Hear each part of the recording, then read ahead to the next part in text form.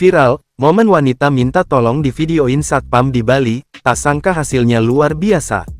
Warganet membagikan kisah uniknya kala meminta seorang anggota satpam untuk memvideokan dirinya.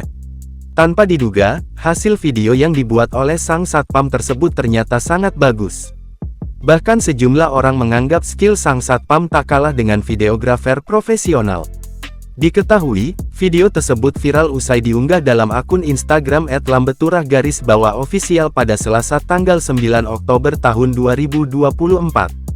Tampak mulanya sang satpam tengah mendokumentasikan sepasang kekasih. Sembari memegang sebuah handphone, satpam tersebut pun lantas menunjukkan kebolehannya dalam membuat sebuah video. Setelah itu tampak sang pengunggah menunjukkan hasil video yang diambil oleh pria tersebut.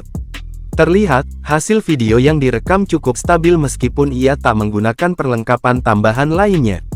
Di akhir video, dijelaskan bahwa sang satpam bernama Octavianus.